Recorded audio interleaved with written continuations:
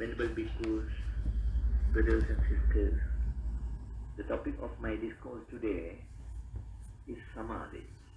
What is Samadhi? Samadhi is concentration of the mind or bringing the mind to one-pointedness. If that is the object of Samadhi, what is the condition of the normal mind?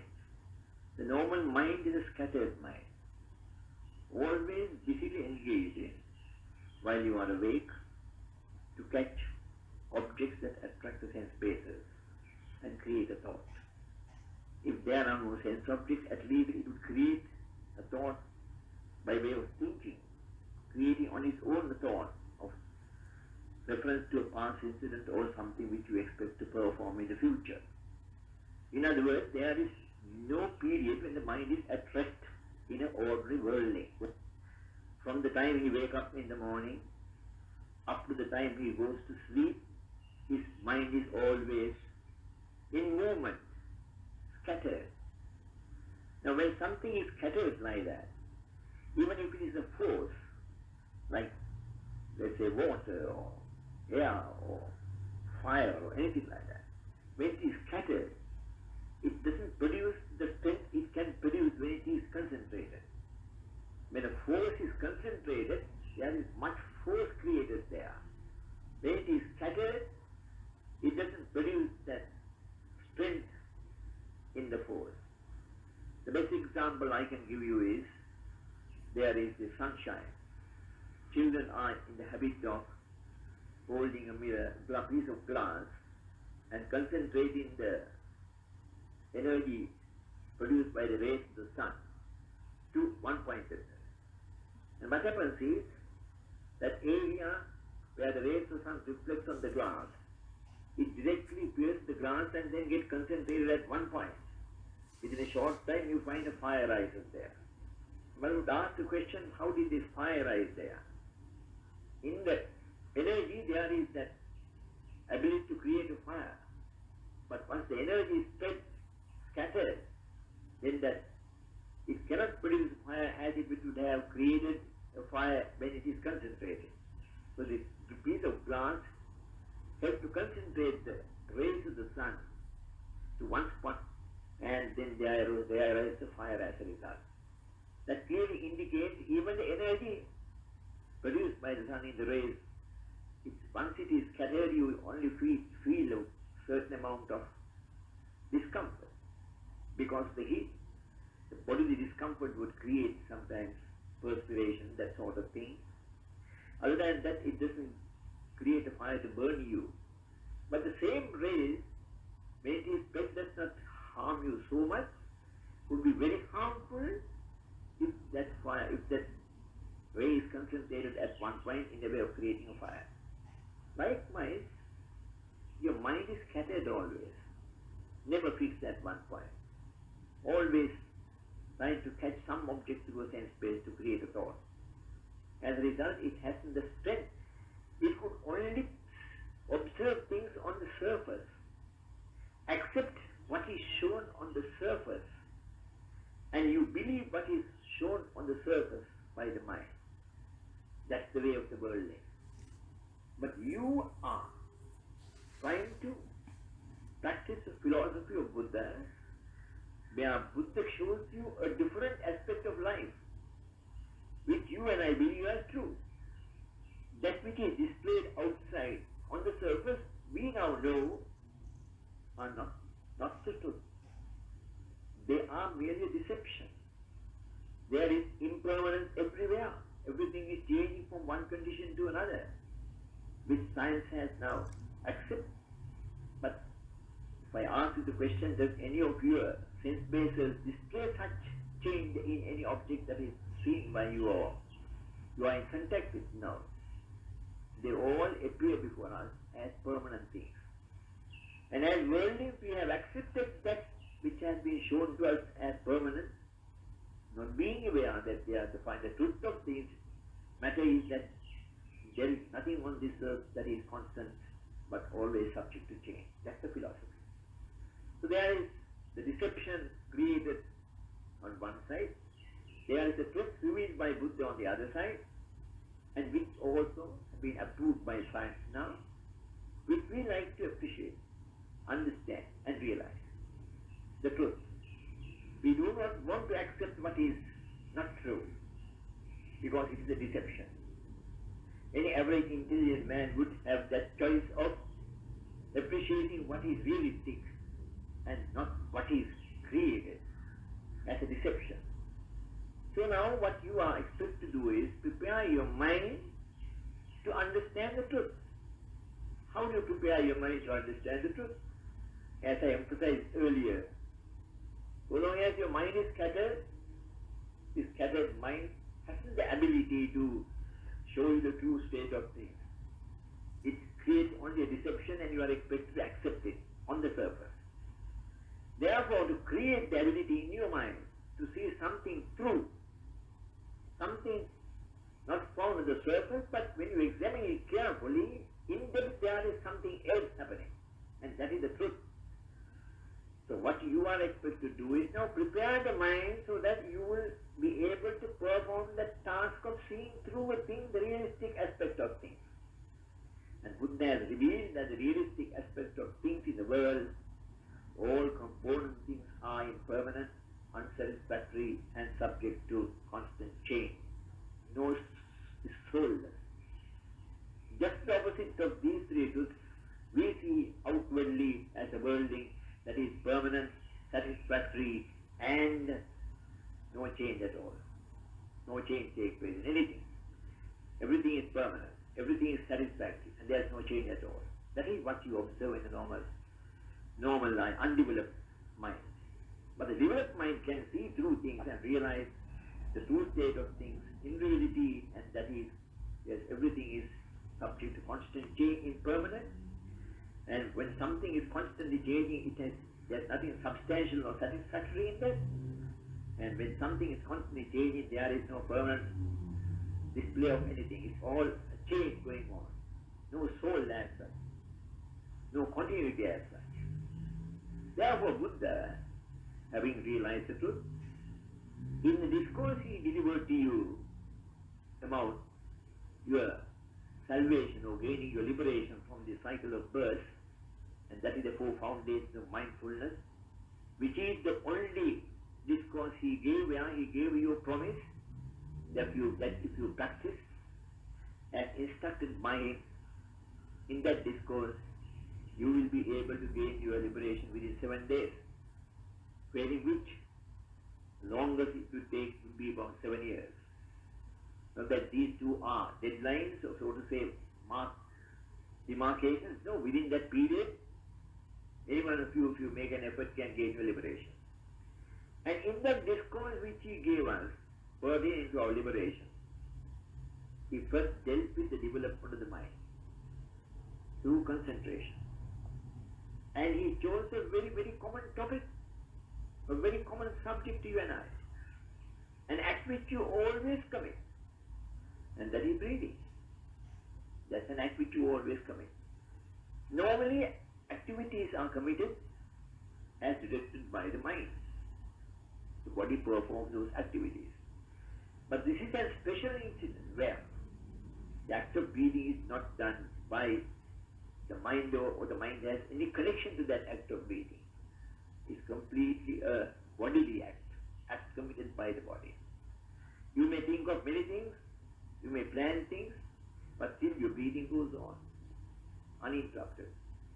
Because that's a bodily act, whereas your mind, of course, it creates thoughts. The creation of thoughts, or mindfully doing an act like any other act which you commit with your body, is not what you are doing at the time when you are breathing. It's a bodily act, just goes on. Therefore, you will see that the mind is completely out of this activity.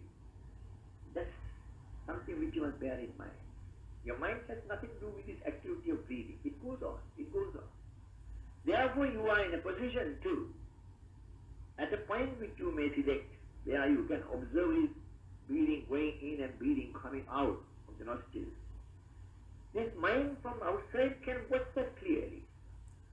Or it can fix itself at any point along the path where the breathing follows, you see, and then watch what is happening there. us can do. The question is why you can't maintain that for some time. Once you fix your mind at a point, why you can't maintain it?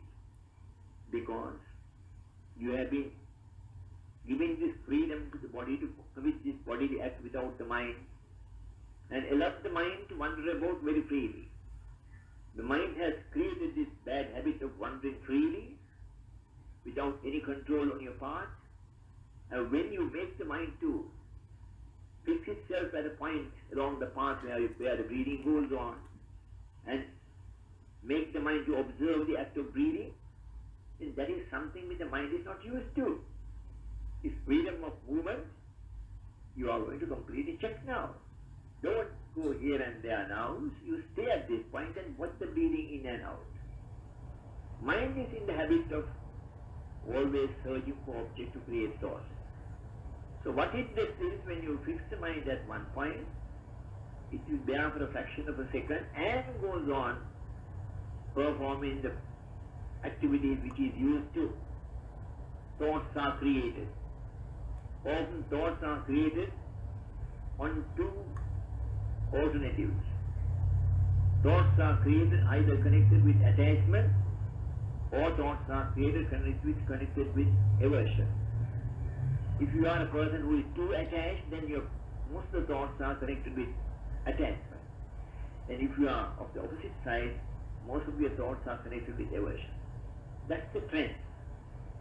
There may be persons who are not very keen about creation of such thoughts connected with the two extremes. Maybe few. Maybe that such few may be those who have practiced this meditation in their previous births and they have some control over the mind.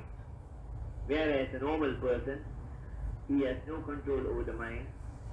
And what happens is, when you fix the mind at one point, in order to watch the breathing in and out, thoughts occur and the mind is completely drifted away from the object, and you are thinking of something when you are expected to keep the mind there. This is what happens. And it is to appease the mind in falling into the two extremes of either pursuing something which it likes or pursuing something which it does not like in the way of creating aversion, that we make you to practice these two meditations, like analyzing the components of the body as impurities and also spreading loving kindness. Body is the most attractive thing to you, and you are attached to the body. Therefore, we make you to think of the impurities of the body in order to object to separate the mind from the body. Body and the mind are always together, and that's how we lived in the past. So long as the body is with the mind, there is constant obstruction to the mind being mind fixing itself at one point. Distraction is always there. Therefore, we create a realistic picture of the body to the mind, so that the mind can release the attachment to the body. And with regard to animosity, normally you are a very hot-tempered person, or slight incident may create a certain aversion in your mind. Such persons we say spread loving kindness. Actually, these are two meditations even Buddha refers to are very vital for the person to practice in order to lay down the base on which you are going to start your concentration. These two things must be done. Few minutes, about 20-25 minutes on the impurities of the body. And after that, second subject, spreading loving kindness, about 20-25 minutes. Then your mind is settled. And when the mind is settled, then you bring the mind and fix it at a point where you can observe the breathing carefully. It's a simple process. You must not do any change in the breathing. It's a normal breathing. Also, you must, merely because you feel that it is a bit too soft, that you want to make it a little more conspicuous in the way of breathing hard, don't try to do any changes like that. Very often when the body is not active, there will be subtleness in the breathing. But still you can observe the breathing. Though if the body reacts, the sensation of that act can be felt by the mind, and you know whether you are breathing in or breathing out. Therefore fix the mind that way. A certain amount of effort is necessary. If you ask me the question, the development of concentration, is it more difficult than the development of insight knowledge? I would say that this is a little difficult, this beginning, because this is something we have practically done in the way of breathing in and out. And we have given the mind so much of freedom that we have at no stage, unless of course your past experience may be there of trying to concentrate the mind at one point. Otherwise, we have never restricted the movement of the mind. Complete freedom has been given to the mind. Under those circumstances, when you start your breathing exercise, trying to fix the mind at one point, the mind always protests against that activity. It doesn't like fixing it at one point. Therefore, it tends to run away from that point. First opportunity it gets, you find the mind drifting from that point. But bear in mind, you had a very well balanced, concentrated mind at the very inception. Therefore, concentration is nothing unusual to the mind. But the habit you have created in permitting the mind that freedom to move about freely is so strong now that at the very start, fixing the mind at one point will be rather difficult for you. But try. When it goes astray without your knowledge, bring it back, fix it at one point, and go on performing the exercise. In this exercise too, brothers and sisters, bear in mind, mindfulness is very essential. Mindfulness is very essential. It is that one quality that will help you to fix your concentration well. That is why we introduce this exercise, walking exercise, prior to sitting down somewhere to concentrate. Because that builds up the mindfulness. Why is mindfulness essential? Because we have been living a life without mindfulness. And in this instance too, if you fix your mind and be without mindfulness, you have permitted the mind the freedom to get about in the way it likes. But if you fix your mind and then fix it with the mindfulness, always mindful about that point, never be absent-minded about that point, thereby giving a chance for the mind to run away, then that mindfulness fixes the mind at that point. That is why to those people who find difficult to concentrate, we always instruct them to pace up and down very slowly. Not pacing, but watching the movement of the act committed by the two legs in the way of alternatively pacing. Every movement of the two legs is watched carefully by the mind, and that's training in mindfulness. And once you even doing that, you see, after some time you find the mind, you becoming absent-minded, the mind runs to some point somewhere else. This absent-mindedness is the thing that made the mind to run away from the point which you have fixed it. If you are mindful, you would have fixed the mind there right through, without allowing the mind to scatter about. Therefore, mindfulness is a very, very essential thing, even in the breathing exercise. And to develop mindfulness, we always say, just don't go and sit, the beginners, and try to practice a breathing exercise, but fix the mind and to live mindfully and to encourage mindfulness. You walk up and down for about 10-15 minutes, those beginners, and then after that you quietly, mindfully sit down and then start fixing the mind at one point and then develop your one-pointedness. Very often we are asked the question, what is the purpose in building up one-pointedness? I think at the beginning of the discourse I explained to you that any power which is scattered hasn't the strength it can create when it is concentrated. A scattered thing is power also scattered. But if the force is concentrated at one point, then it creates the maximum energy there. The mind, as I told you, has helped you to live this life unmindfully. You commit acts on your own, the mind commits acts on its own, and you have lived this scattered life right through. Because there is no necessity for one to have so much of mindfulness and fixed concentration for this living, keep before his eye, he's not worried. What he sees, he accepts. He hears something with his ears, what he hears, he accepts. And also, in regard to other sense bases which he performs, he accepts things as they are. Because going into any of those objects which attract the sense bases, in order to satisfy yourself whether there is anything substantial in that object. What you are hunting for as a worldling is temporary enjoyment, something to make you pleasant and happy. Therefore, there is no necessity for one to probe into anything in depth.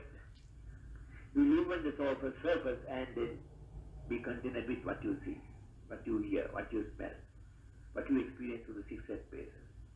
That's your life. But the philosophy taught by Buddha is something quite different to that sort of life.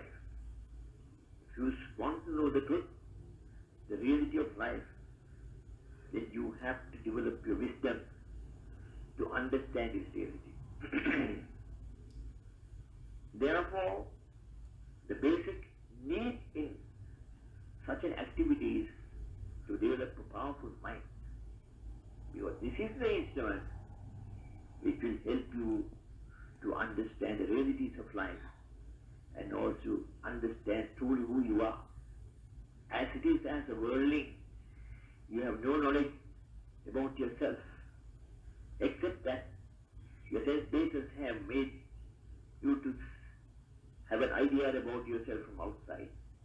And the thinking process has created thoughts, always trying to satisfy your need, and that is satisfaction, enjoyment, pleasant sensation, searching for those. That is the outlook, that is the outcome. And that's the purpose of your six sense bases. They are for you to make the best out of what they bring to your notice in the way of objects, attract the sense bases, and out of those create that cheer and happiness and contentment. You are not worried whether the objects that will attract the sense bases are realistic objects, or is it that they are just a delusion created by the mind. According to the philosophy preached by Buddha, they are all creations by the mind. You accepted that, and you are pursuing to observe it yourself. And the only instrument available for you to observe these deceptions carefully and understand the true nature of yourself is your mind. And this mind, as it is living in a worldly way, blunt, hasn't that sharpness to go deep into a thing, satisfied with whatever that is shown on the surface. Therefore, you are creating a mind now, or developing a mind now, which has the ability to show you the true nature of things. That is the crux of everything. True nature of things. What is the true nature of anything? That it is impermanent, unsatisfactory, and soulless. That is what Buddha has revealed to the world. And most of it has been now approved by science, and everything is impermanent in this world. There is nothing in this world that exists a fraction of a second in one condition. So we are pursuing a philosophy about which we cannot create any doubt at all. Why? Because it is an accepted thing in the world.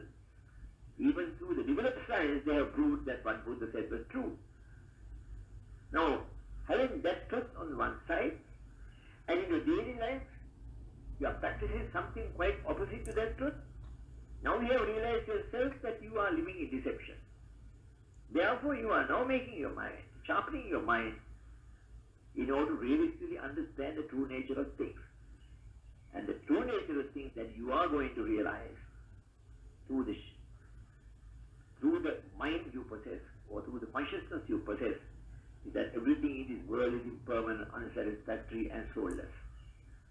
Your ordinary mind will not show you this, because it believes in something opposite to that, permanent, satisfactory, and with soul, continues the same condition, which is not true. Therefore, you make an effort to concentrate and build that concentration to the level of the fourth absorption. Now the question that is often asked is, what is the use of absorption? We can fix the mind in concentration, and with that concentrated mind we can see the truth.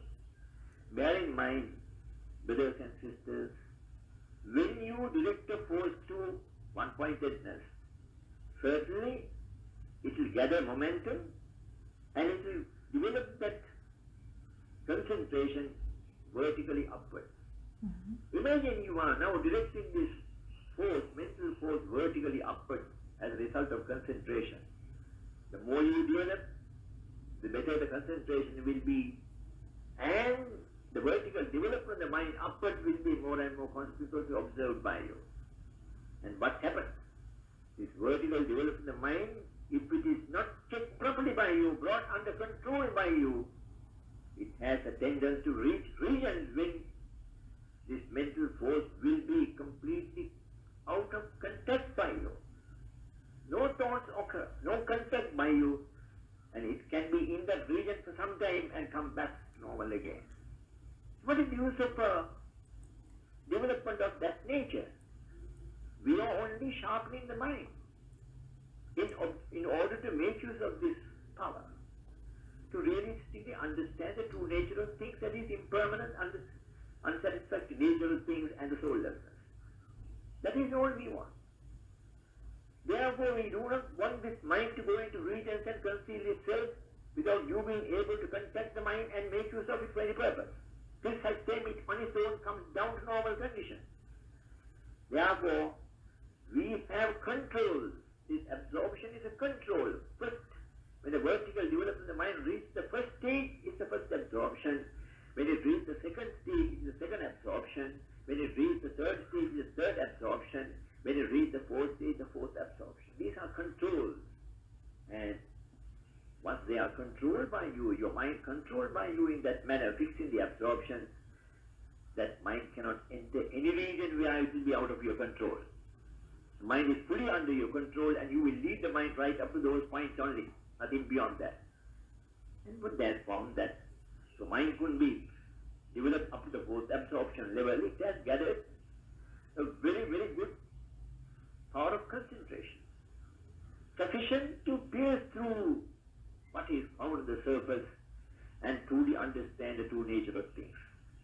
That is the object of our developing absorption. Wherein mind, Buddha is born to this world not to display magic, not to create situations which are abnormal with the mind. We don't want that. His sole object is to guide you along a path where you will gain your liberation from this cycle of birth. Because this cycle of birth has brought in untold misery to you, and you are subject to constant suffering. In order to release you from this suffering, he has taught us a philosophy, the base of which is the development of the mind to a high degree, so that the realistic aspect of things in the world can be understood clearly by you. That is the object of the development of the mind. Then one would ask the question, should it go up to the fourth absorption? Yes.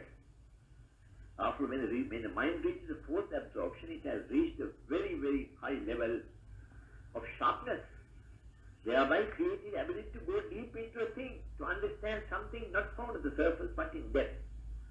That is why he has fixed the fourth absorption as the point one would develop the mind to. That is the first absorption, second absorption, third absorption, and the fourth absorption. Mind is, consciousness is supposed to be a conjurer. It can create a lot of things for you.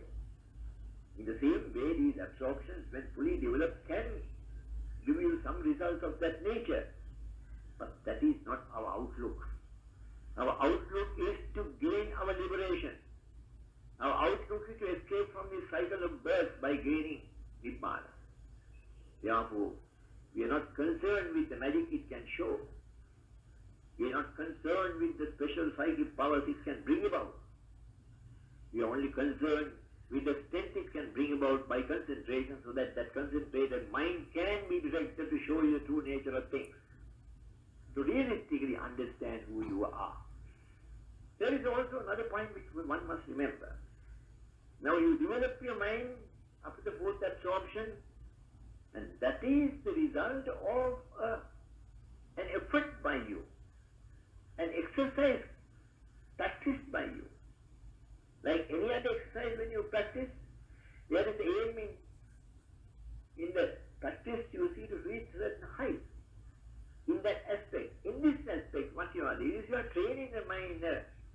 in practicing an exercise so that you make the mind to reach the maximum height so that it could be of immense benefit to you. Therefore, this is an exercise. You need not be a Buddhist to practice concentration. Even a Muslim can practice concentration. A Christian can practice concentration. It is just an exercise. Bear that in mind, please. And only patience is necessary. Application is necessary. Perseverance is necessary in getting the maximum out of this exercise, because after all you have allowed this mind free play, allowed to scatter about in any manner it wishes. Now you are asking the mind to fix itself at one point and then develop its concentration. It would not like that interference by you in interfering with this freedom of the mind, in moving about in the manner it wishes. And that's a strong habit in the mind you have created now. You are trying to break that habit. That's the essential thing. Break the habit of its scattering nature and fix another habit in the mind to fix it at one point and make it to go vertically upwards, developing itself to high degree. Therefore, breaking habit, there is always the inner protest by the mind. I don't want to stay at one point.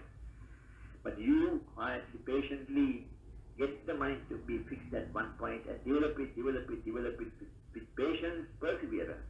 Then at a certain stage the mind will give in to you, because you have broken the forceful, very powerful habit it has created in the way of scattering about. And in the breaking of that habit, I again emphasize that mindfulness has helped you immensely. So you cannot make out that mindfulness has played such an important role. But if you carefully analyze how you fix your mind at one point in order to build up your concentration, it is the mindfulness that helped you to fix it at one point. If you absent-minded, that mind would not have been fixed at that point. It would have been scattering all over without your knowledge. But the mindfulness helped you in that too. Therefore, mindfulness plays a vital role in this. Now we have the developed mind. Let us say we have developed our mind to the fourth absorption level. Then we have a developed mind now. We have that amount of patience developed in us now that we can fix our mind at an object and go looking at that object for some time, so that we could pierce the surface appearance and go into the being and see what is happening inside. That ability we have developed. How does this ability which you have developed through concentration helps your attainment? That's the essential thing. Attainment is going along the path shown by Buddha, and that is the path, the Eightfold Path, which will bring about in you the getting rid of defilements and then realizing the true nature of things when its mind has reached a certain height of development. In the path of development in wisdom, in the path of development in knowing the true nature of things, you have the first stage as stream entry, second stage as one returner, third stage of development as non-returner, and the fourth stage of development as the reaching of the stage of Arahanthood. In these four stages, brothers and sisters, this concentrated mind is helping you to get rid of certain powerful bondages.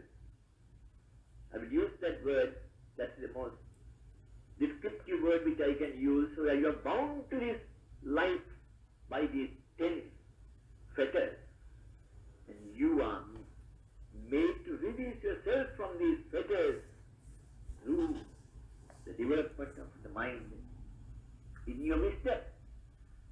And what are you making use of to create that wisdom in you to get rid of these fetters? Concentration. This concentrated mind gives you all the requirements to break the fetters. Your fetters are your normal behavior of mind as a worldling, powerfully controlled by habit. Powerfully controlled by the habit. Habit is a manner of behavior in the mind resulting from constantly doing a certain thing in the same manner, and the mind getting used to it so much that automatically the mind goes along that line of activity and perform that act without even your awareness. That is habit. So your habits are so strong that these 10 petals are binding you to this life without any effort on your part, because your habits are creating that situation for you. Now bear in mind the habit that is created in the mind and strongly ties down to that habit. Do you think a mind that has not been developed to a high degree can ever break that habit? After all, if your mind is an ordinary mind, it's a mind that is accepting the ordinary behavior. And this ordinary behavior is nothing but the development of certain habits in your mind. Not by one birth, not by two births, by hundreds and hundreds of births you have treated this mind in this manner, and the mind has behaved in that manner habitually. Now it needs a certain amount of powerful force to keep away from that habit and break that habit and see the realistic aspect of things. And the habit that you have powerfully created in this world is satisfactory, that there is continuity, no change at all. That is the vision you have created in the mind as a result of this habitual conduct of yours. And to break that habit and make you to feel the realistic aspect of impermanence, unsatisfactory nature of things, and the soullessness, how much of power is necessary. Bear that in mind. How do you get that power? As a result of the concentration which you practiced earlier. It's just not the ordinary mind now reacting against this false delusion created in the mind of permanency and satisfaction and continuity. It's a powerful mind that has gone to a very high degree and who has acquired the ability to go deep into any matter. It is that mind that you are making use of succeeded to. Then what happens? Of course you have now prepared the mind that way now with concentration. Your mind is sharp now. When it is required to concentrate about a certain thing, it has that ability now built up by you. In the exercise you performed earlier in building concentration. Now the mind has that ability. It hadn't that ability originally. It was scattered mind, now it's a concentrated mind. You have prepared that mind that way. Now when it comes to a question of looking deep into the realistic aspect of life, first thing that you see is, what is this life which we are leading? There is this body and there is this mind. And that is something which you must very, very carefully observe and understand. And your sharp mind then clearly shows you that this is the body and this is the mind. This body cannot do anything without the direction by the mind. You see that clearly. The body is just a mass of elements and nothing else. Constantly fit and maintained. This plan of my existence is over. But there is a mind that is directing the body in everything. Now when you see that aspect, brothers and sisters, that it is the mind that is directing this body and that there is no person as such in you who is committing these acts, what a big change that can bring about in you, in a person who always believed in a being in you. So this is something very wonderful. I always thought that I had somebody in me who is directing my, co-controlling my activities. But in this instance, when I probe deep into this activity of myself, I clearly see the mind on one side, I clearly see the body on the other side. This body by itself cannot perform anything without the direction by the mind. These are two things. Two clear things on either side depending on each other. And then that is further convincing to you once you start looking at the activities itself. What are these activities? Performed by cause and effect and nothing else. There is no creator or power from outside who is directing you to commit these acts. But you automatically react to the cause and effect. And that convinces you more that there is no person in you as such, except that all your activities are causally created. What a big jump in your life. What a big realization.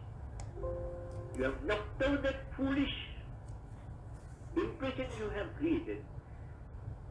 And that created by the mind itself, that there is a being in you.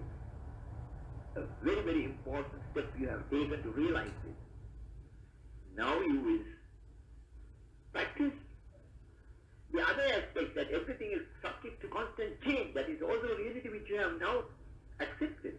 You go on observing the body and the mind carefully. Yes, the mind cannot stick to one point fraction of a second, constantly change. That's quite conspicuous to us. The body, that also arising and passing away, arising and passing away, arising and passing away. Every activity, every thought created in you, everything is arising and passing away, arising and passing away, arising and passing away, arising and passing away. And what does that convince you? Impermanence. The first reality Buddha revealed to you, impermanence. Everything is impermanent in this world. That has been convinced and proved to you that there is nothing permanent in this world, everything is impermanent in this world. Everything is subject to constant change. Now, when that realization dawns to you up to a degree, not fully, up to a degree, you find that the concentration you have practiced previously in your exercise, breathing exercise, helps you in that. How? To pitch your mind in the realization of that truth to a higher degree, when the full realization befitting that development you are expecting in the way of stream entry reaches its finish, you see impermanence to that degree, which in keeping with the development that occurred in you. And that is the fruition of your first development. That fruition reaches a high degree. Fruition of any of the four stages does not take place in all the mind in a scattered manner. It reaches a high degree, and that degree which it reaches is as a result of the sharpness you have created in the mind in your earlier practice of the breathing exercise. That Samadhi helps you to develop the fruition Samadhi. One would ask the question, why should we realize the truth in that manner? Why can't when we see something really see, now we have gone to such an extent, why it does not, it just occur? No, it doesn't occur like that. Then I give you something in depth. There was a person called Tapussa who came to see Buddha. Tapussa asked a question. Venerable sir, all your bhikkhus are very solemn, peaceful in their appearance, calm, quiet. Is it that they have pushed their mind to a higher level than the ordinary normal working level, that they are in that condition of mind? Buddha said, Tapussa, I also thought so some time ago. Then what I did was, I pushed my mind to the first absorption level. I could not get rid of perception and feeling. These are two mental factors of the five which create the thought. These are two mental factors. There are five mental factors which help you to create a thought. They are contact, feeling, perception, volition, and attention. Of the five mental factors, these two mental factors, feeling and perception, I could not get rid of. Now Buddha has given clear examples to indicate the values of these five mental factors. He compared the mental factor feeling to a bubble. When a drop of rain falls in the water, there is a bubble created. It just arises and passing away, that's all. And he compared the mental factor perception to a mirage. During daytime, when you walk along the road, you see ahead of you a stretch of water, quite visible to you. But when you go there, you find that it is not there. It is again observed a distance away from you. A complete deception. Therefore, mental factor feeling is a bubble, is impermanent thing, and the mental factor perception is always misdirecting you, creating something which is not correct.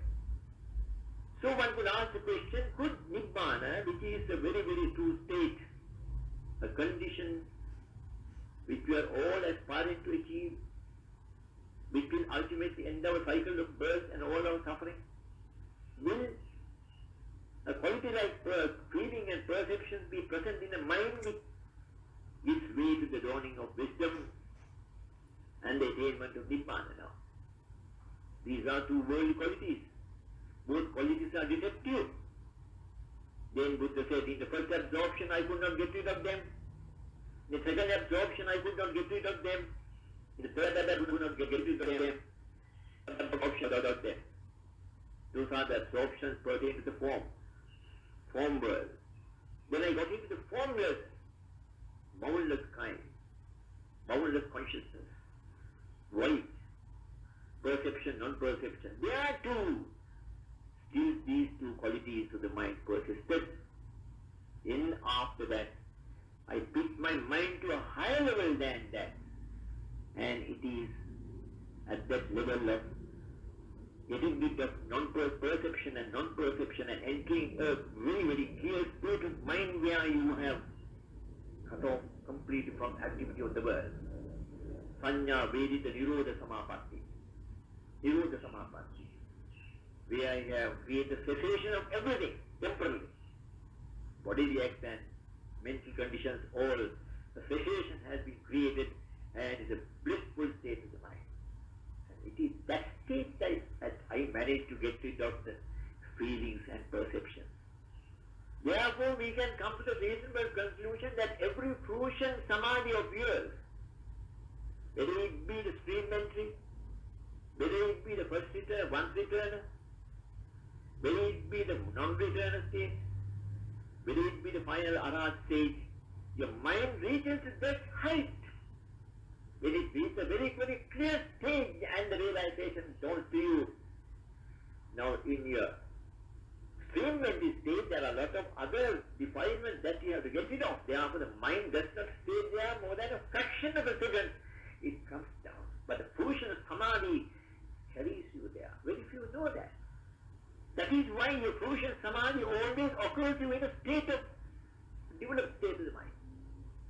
Fraction of a second it goes up there and it comes down. All fruition samadhis of the stream entry, once returner, non-returner, and the final arahanthood, always fruition state, it goes up to a very high level and the fruition takes place, and of course with the arahat, of course it remains at that, in Nibbana. And that is a clear indication how your fruition development in the mind takes place.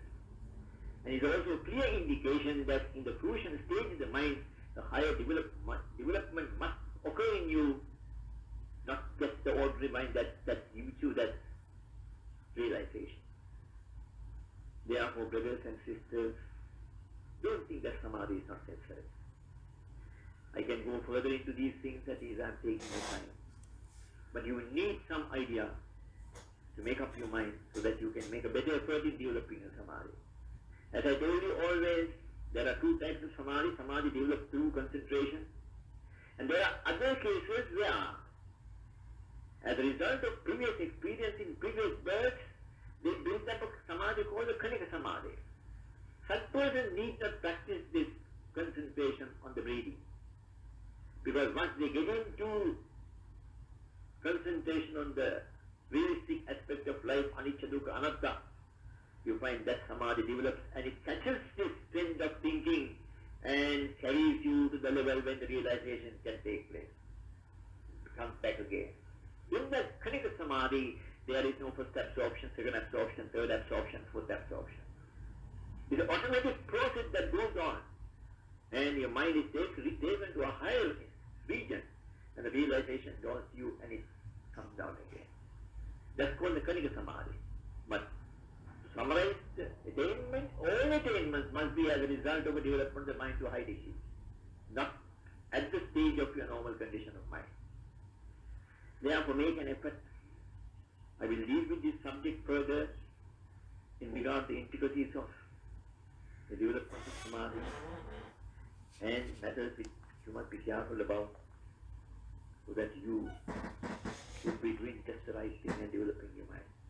Mind is now habitually brought down to a very low level as a result of your this worldly life. Very low level. Is of a very, very low level. It has no power of piercing into a thing and understanding something in depth, no power. Now you are bringing that mind of that level to a level like this. follow right through, but once you have developed that ability in the mind, then in your normal functioning, you can come down to that low level and function. But when you need the strength to pierce into a thing, then of course the natural development takes place in you when it reaches to a higher level and the realization dawns to you. Those two things you must carefully bear in mind. It's not your normal mind that brings about a realization of the truth. Truth is something found in depth, not found on the surface. What is found on the surface is completely deception. What you see, what you hear, what you smell, what you taste, what you think, and what you contact are all deception and nothing else. Those are things which you have habitually gathered in order to continue this life in this world and the birth to come. But if we are going to get out of this cycle of birth, which is very powerful, which very few can escape from, which one is normally dragged into by sort of force of habit, then you have to build up that mind to match that situation so that it can give a good fight to this delusion that is pushing you to the worldly way. And then realistically understand the true nature of things and adapt yourself to accept the truth as truth and not be deceived by delusion. Therefore, brothers and sisters, it's quite a pleasant thing to do if you practice your absorptions well too. Getting to absorptions once in the morning is just something which won't take more than 5-10 minutes. You can go to the first absorption, you can go to the second absorption, you can go to the third absorption, you go to the fourth absorption and come down. Even coming down, when you practice it so much that at the fourth stage you can just forget about it, then automatically the mind comes down to normal condition. There is no effort necessary. You can go to the fourth absorption and get up and go away. When you do your normal work, it automatically has come down to the normal condition of functioning. But to beginners we say, no, bring it down. They must get used to the way of bringing it down. When the path is clearly made out, then that is an automatic incident. You will get into the fourth absorption, get up and go away. But while you are at the normal job, your mind has come down to normal condition, there are no absorptions now in that mind. That is how you train the mind. When you train the mind that way, that is a normal thing. It is nothing extraordinary. And you will enjoy it. To be in the second, even Arahats get to the second absorption when they have to spend their leisure, peacefully existing. And when they want to go deep into it, they get to the fourth absorption and then probe into matters which they like to probe. Therefore, brothers and sisters, these are requirements. After all, we are not doing something in keeping with the ordinary existence. We are trying to reach a very, very specific state of development. Which development is much above the level of the ordinary being. And get out of this cycle of birth once for all. Thank you. I shall no longer enter this cycle of birth. I am leaving you. And forever you are at rest. You are at peace. But if you don't want that peace, get back to the normal way of existence and you can go through life as you are going on now. Therefore, brothers and sisters, practice it. There is nothing difficult about it. Practice people who have some previous experience bring about quick results. But those have no such, you are introducing a new lesson to the mind, new exercise, mind will of course resist as much as possible before it subdues itself before your command. You see? But every one of you can practice this concentration and develop the first, second, third and the fourth absorption. And may you all develop these absorptions. May you all be efficient in your development of the absorption. May you develop that sharpness, that clarity in the mind to understand the true nature of things and put the revealed and gain your final liberation in attaining